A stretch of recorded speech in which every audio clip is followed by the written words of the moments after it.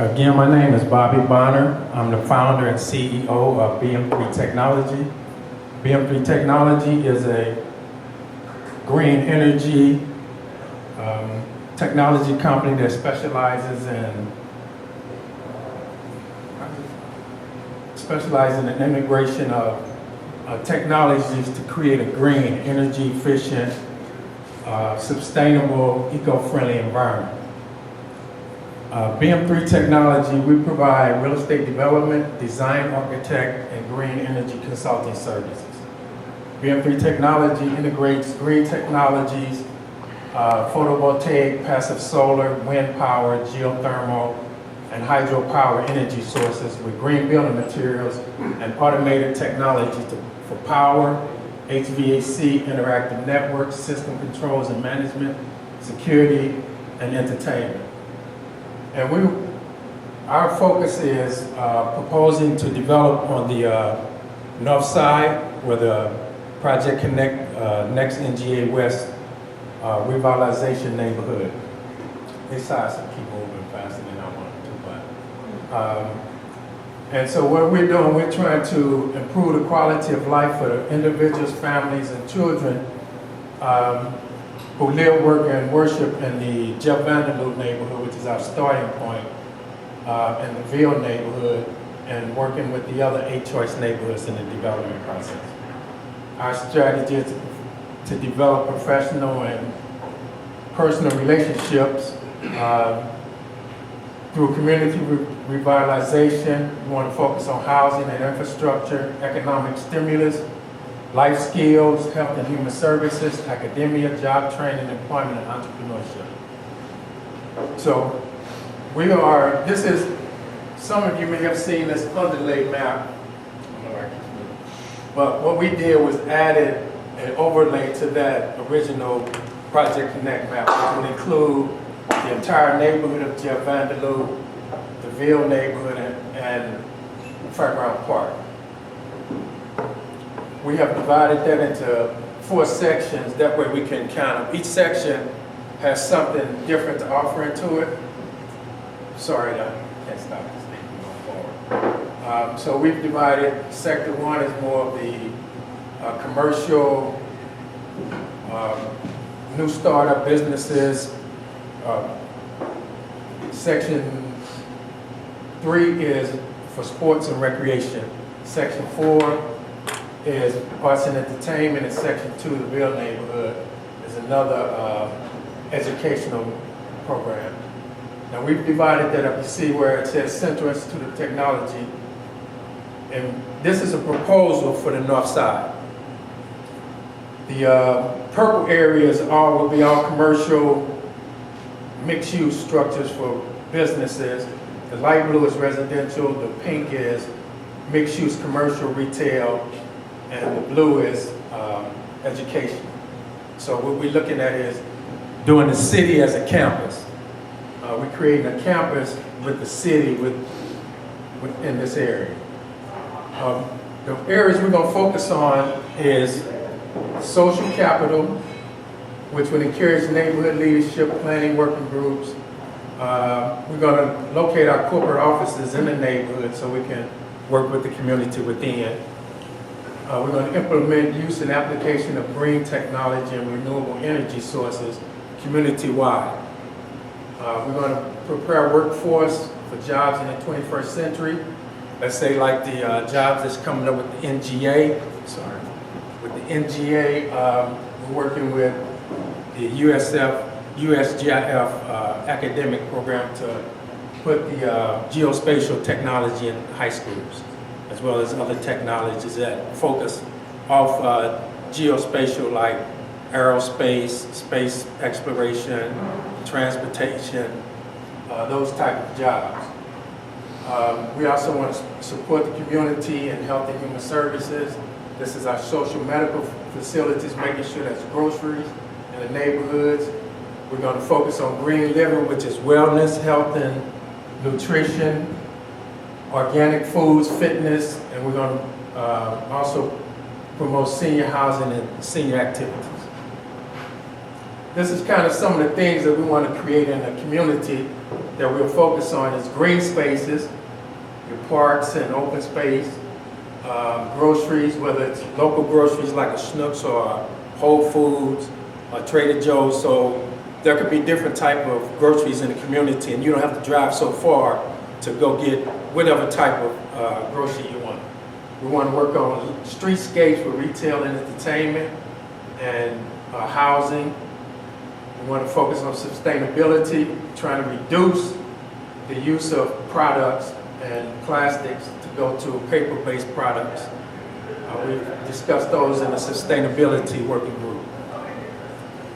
And then we want to work on physical capital, restoring and preserving the existing infrastructures, develop new infrastructure, streets, walkways, bike paths, green spaces, preserve and restore existing commercial structures, those vacant school buildings, historic buildings, we want to restore those and use those as offices, housing, corporate offices like we want to do with Central High School. And then we want to build new and renovate the existing residential, commercial, mixed-use structures, retail, restaurants, hotels, and entertainments. And then build single-family homes, row houses, multifamily units, condos, and rental units, so we can protect the housing. This is central, so we want to renovate this into our corporate headquarters. This is some of the mixed-use stuff. Some of these pictures, if you've seen the Project Connect presentation, you'll see some of these pictures, because I just wanted to reiterate what they've already done and not try to reinvent the wheel again.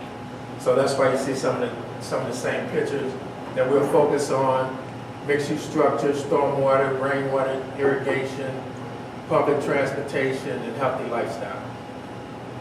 These are some of the technologies that we want to use in the community: solar, photovoltaic, wind power, rainwater capture. These are green building materials, whether they're doors, windows, flooring, paint, walls, everything would be green building materials. We also, in our heating and cooling, what makes us unique is we want to add energy recovery to our buildings and structures. And the energy recovery would be like in these zero homes like we're doing. One thing that we don't think about is once you close all the windows and doors, the house has zero transmission, so we have to have some way that when the house is closed up to get fresh air in circulation. So that's what the energy recovery system does. On an hourly basis, it lets in fresh air, takes out the stale air, and replaces the stale air with fresh air. Because when you use your furnace, you just recycling the same air because all the windows and doors are closed. So you're recycling the same air. So what we're going to do is provide fresh air circulation. This is our signature homes. These are the solar green homes. These are similar. Basically, I lived in the Jeff Vanderbilt neighborhood growing up, and my dad had a construction company as well as a city fireman.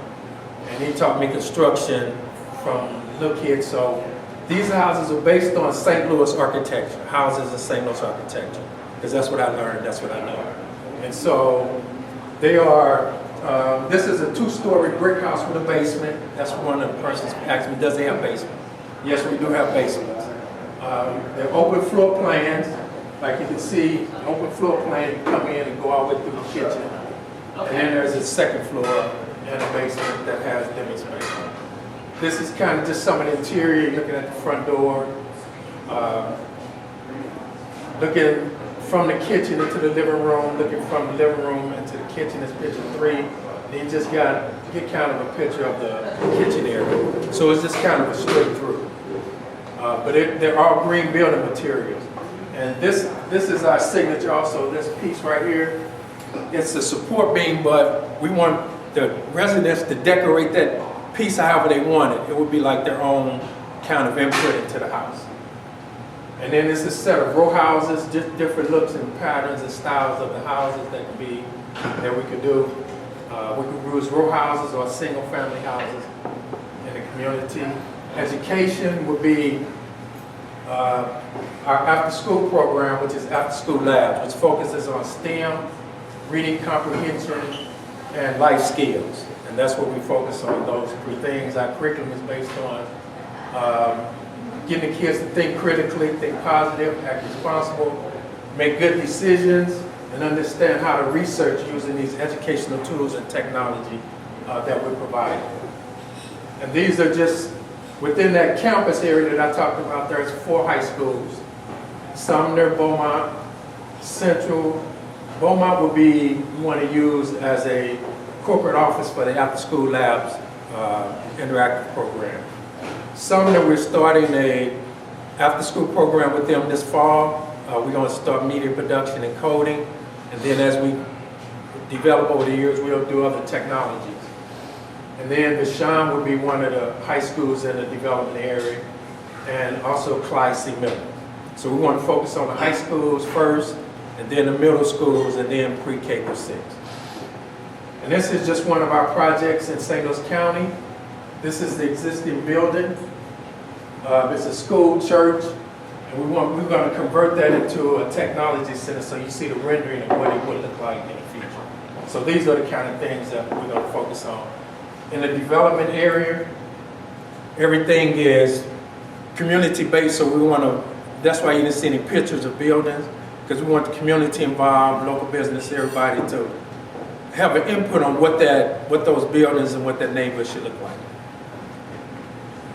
And that's the end of my presentation. I want to thank you for listening and participating.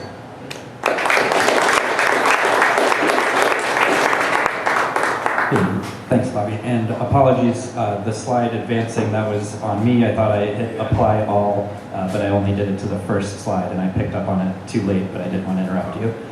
So sorry about that. And thank you for improvising and figuring it out for me. Any questions here? Questions from the audience? James?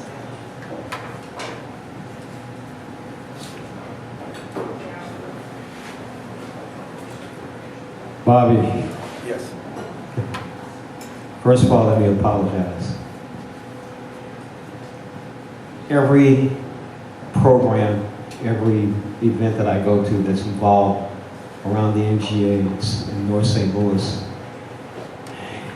it's always disappointing to me. I like what you're talking about. The biggest problem you have with your project, as far as I can see, you both and I have lived in that neighborhood. Again, going back 40 years, that neighborhood was a strong middle-class African-American neighborhood because of jobs. Parents worked at any one of the car manufacturing plants. Carter Carburetor, Corvette, the only Corvette plant in the USA was in North St. Louis. A lot of parents worked at Chrysler, GM, Ford, post office. Employment was strong in the African American community in North St. Louis. They were able to afford the housing, making sure the kids were in high school. We went to college, you and I did. We had counselors. I still have yet to see a plan like I've seen in the Cortex, and a plan is like I've seen in the corridor of 316 St. Charles. We need employment more than we need what I've seen so far, not just from you. I've said the same thing to Otis Williams. I've said the same thing at Ferguson 1000. I've said the same thing at the Ferguson Commission meetings. The problems that we're having in North St. Louis is just no jobs. I would like to see a situation where somebody can bring any type of light manufacturing, light or medium skills manufacturing jobs to the area first, so that those families can afford the properties that you're talking about. They can afford the community events that you're talking about, or the community programs. I still haven't seen a plan where anybody's providing an economy for North St. Louis. So if you can explain how that's going to help North St. Louis with affordable housing, I'd like to hear it. One of the proposals for developing that and creating jobs is, that's why the first is the after-school programs. They're not just after-school programs, but they're job training programs, preparing those youth for those jobs that will be available when the NGA comes. There's other training programs that we have started already in the community so that when the construction starts, we will have jobs for those people to come work. Somebody's got to do the work. Somebody's got to do the construction. So there are sites right now like Herbert Hoover and other sites that we're having these job fairs and things like that so we can get people to come out and participate and apply for these jobs. The jobs are there if they ever come out and apply for them. That's the problem we're having, is getting our youth to come apply for these jobs. And with that, as we build each community around the NGA, that's why I'm on most of these working groups, so that we can start each community together to work on their infrastructure in each community at the same time, so that as the construction grow with the NGA, the neighborhoods are growing at the same time. So when it's open, then people will be able to afford the houses. They will have some jobs because they will live in the community. I disagree with you. The NGA has no jobs for anybody in North St. Louis. You're talking about 3,150 jobs that are already taken. All they're doing is moving a facility from one spot to the other. And as far as hiring anybody from the neighborhood in the training that you're talking about jobs that start at $80,000, $90,000. And you're talking about programming skills that a lot of North St. Louis people do not have. That's if I started a freshman out in the NGA after-school program, in 4 years, he would have qualifications to be able to take a job in it. You go to college for 4 years, it's still 4 years. 4 years is 4 years. Yeah, I hear what you're saying. What about that teenager's or that freshman's parents? You know, he still has to have a place to live. He still has to go home. That's always been my argument with Otis and the city of St. Louis. You keep talking about these kids, and what about the parents, the one who's providing for that kid? Where are the jobs for those parents? The same type jobs are available. That's what I'm saying. They're not coming out and apply for them. That's the problem. You have to come apply for a job to get a job. You know, if you get a chance to go to the Pipefitters Hall on Shoto and listen to a lot of those people in construction, there is a problem. Yes, there is a problem as far as pipe fitters, electrical, plumbing. Those jobs are available. But it's also still a situation of my cousin, somebody I know, and there's still an issue of racism within that community that doesn't allow those residents in North St. Louis the opportunity to get those jobs. I commend Howard Hayes, who left St. Louis Development Corporation and is now a VP of Parent Constructions, who's trying to do something about that. But again, and so my thing is, you brought up race and things like that. We have to change our mindsets. That's what the purpose of. No, it's change everybody. Everybody in the city of St. Louis has to change a mindset for us to grow. That's just it. We have to change our mindset. And I do want to jump in and just say we have hosted a number of NGA job career fairs here at T-Rex, Geosource Unleashed. We were just talking about the exact same thing you were just saying. It's an ongoing conversation Right. that And we're happy to facilitate it here. So, right. yeah. We have working groups that we're working. Yeah, St. Louis area working group. You're absolutely invited to, James. I love the idea. A lot of things that James says, I think are inherently just deeply rooted in every community that's looking to attract organizations to come to the area. A little bit different take. Wow. So to attract manufacturers or attract new jobs, I think that's not necessarily the goal of your particular organization. That's more of economic developers within the city, within the county, the state. That's kind of their charge, or supposed to be their charge, right? And if you don't have the attractive neighborhoods to support a company coming over here, that's going to limit the ability of the company to want to come over here and have the support system for their employees. One of the things, I'm with a small business development center, and one of the things that I've always believed in is, instead of trying to import jobs into the area, grow your local talent base. And the programs that you guys are offering it's not going to provide immediate jobs, but what it's doing is it's setting up a strong workforce for the next 10, 15, 20, 30 years, right? Exactly. So it's a delicate situation between, growing those homegrown jobs, the homegrown talent, and giving them the opportunity to learn. So kudos to you, and these are all great points, and I love it. My big question is, and sorry for rambling, my big question is, what have you seen within the city, the different areas, the county, the state, in terms of them going out and trying to work with organizations like yours to grow the areas, not only just in North St. Louis, but all of St. Louis and all of Missouri?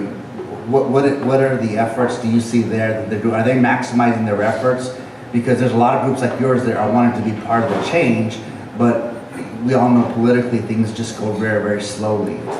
So can you kind of comment on what you see there with the development of these places? What I've seen is, like we talked about, there's different working groups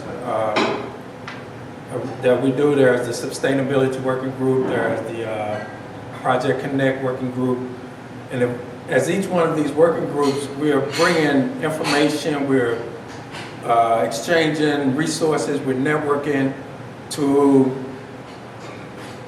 so that we can get into the communities, what the community wants, what the community needs, and we can focus on what we can do in those communities, but we have to do it collectively. And like I say, the politics and stuff makes it a slow process, but the working groups, while they're taking their time on a political level, we still have to keep pushing forward to talk to the communities, talk to neighborhoods about what they're doing, what they want.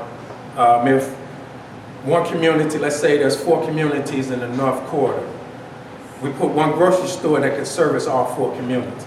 You will put another type on the other end, so we have to plan out and think ahead. What I've seen the biggest problem is proposals and plans from other developers and other groups that they have physical actual plans and not just talking. We have to start coming up with some type of plans to show how we can attract these businesses, or where they're going to be, or where they can be located, and those type of things. But we have to have plans, and we have to continue to work with and network with each other so that we can push this initiative forward. Are you guys getting the community participation to these groups? Because I know that's been a challenge, is having the folks in those communities. There's always going to be a group of folks that are the loudest, that want, Exactly. but overall, I know it's been difficult to attract the larger community to come in and give input, because they just don't trust the system, they don't trust the process. Exactly, and that's our point with, instead of like the working groups, I'm trying to get them to understand, let's push the community-based groups first, and let the community within, like Hyde Park, let them work within themselves first, and send a representative to the working group so that we can have participation, because trying to get everybody to the working group is not going to work, because you're going to have people, like you said, just talking, and we won't get anything done. So if we do a community level and then to the next group, and then the next smaller group. Okay, are you a not-for-profit? No, the BM3 Technologies is a for-profit company. It's a for-profit company. Okay, so where are you in what stage are you at in the development of this? The company is in the startup stage. We're a member here at T-Rex. Okay. Do you have competition from other development corporations that want to do planning in those same neighborhoods?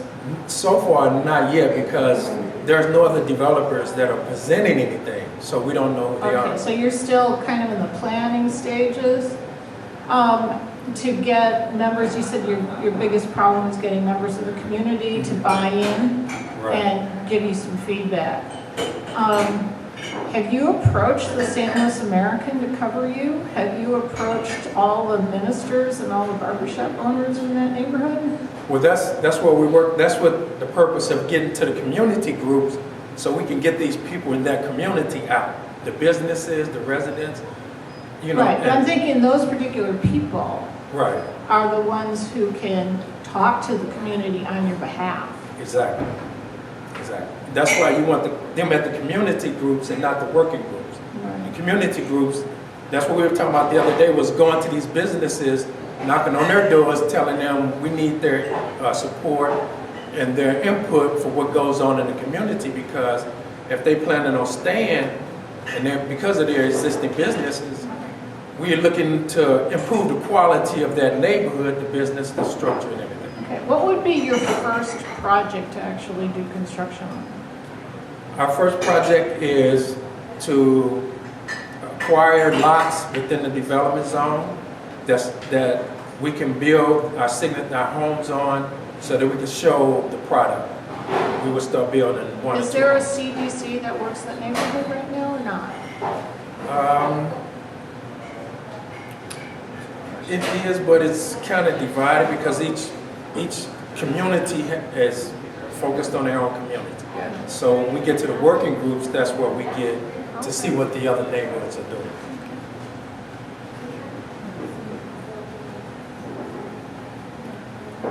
You got a question? Can you tell us some of the outcomes of any analogous results in other cities? So even though cities differ greatly, has a similar project been tried in another city, and what have the outcomes been? Or is this, do you have this knowledge? Yes, it's kind of the same thing happened in Chicago. I've been in Chicago for the last 20 years. I just moved back to St. Louis because I'm a native of St. Louis. But the same process, we started with the neighborhood I lived in Chicago. When I first moved there 18 years ago, it was kind of low middle income,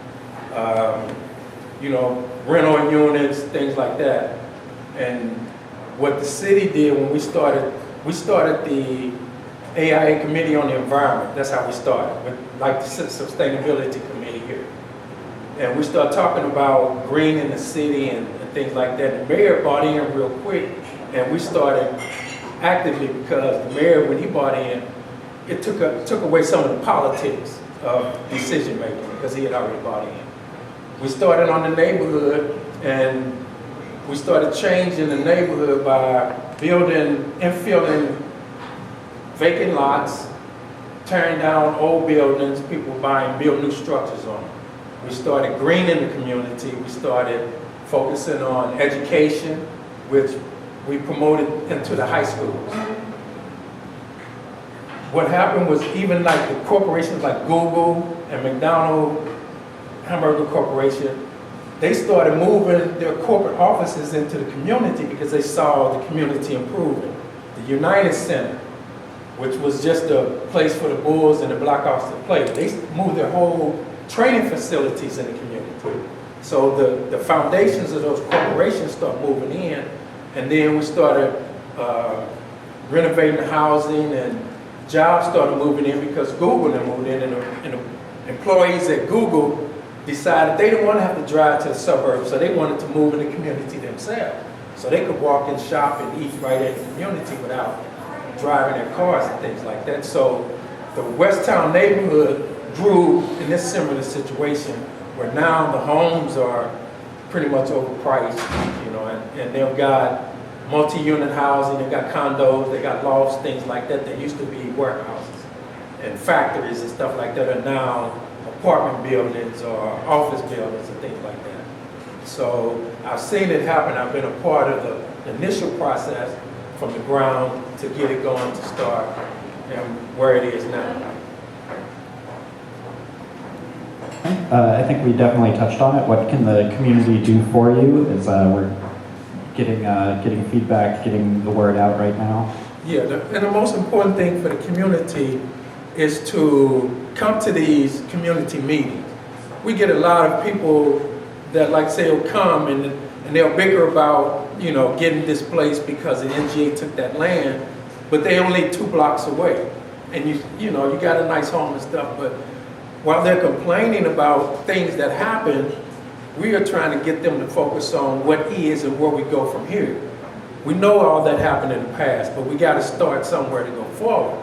And getting them in the communities and coming out to those meetings and voicing their opinions and needs, and not saying when something happens, oh, you didn't talk to us, but you never came to a community meeting. So we want you to get involved have your input, you know, and things like that, and participate. How are you letting people know when the meetings are? Well, the city itself, Project Connect has a website that goes to the city. You can go there, you can go to T-Rex, they have the information. We're trying to get the aldermen to have a, you know, continue information through the alderman's office, through the neighborhood community group. They're pushing, we want them to go out, knock on doors if they have to talk to residents that otherwise don't have access to email or technology. We can give them flyers or hand out, or even go talk to them and let them know to come out to this meeting so that they can participate. Do you have regular meetings? Are they often in the same Yeah, place? the meetings are pretty much once a month, and each neighborhood has first, third Wednesday of the month or second Wednesday of the month. So the meetings are available. We're just trying to get people to come and participate.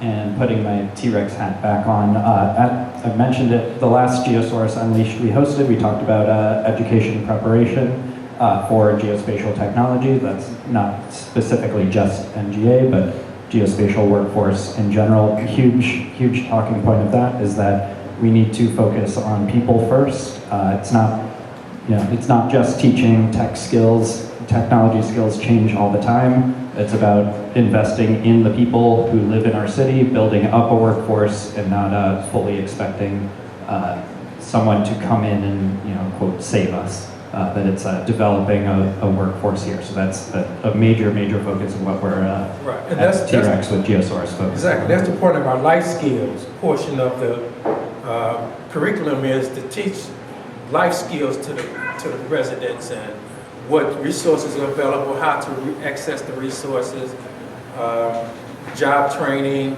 education, those type of things. That's part of that life skills curriculum. Okay, and any more questions from the audience there? Okay, and of course, perfect segue to July 23rd and 24th. You want to talk job development, equitable job development. That is the meeting you need to attend July 23rd, 24th on the slide. It's on our Twitter. Come see me if you need me to write it down on your calendar personally. All right. Thank you very much, Bobby. With that, I will pass over. Oh, yeah, let's give a round of applause. Thank you. Thank you.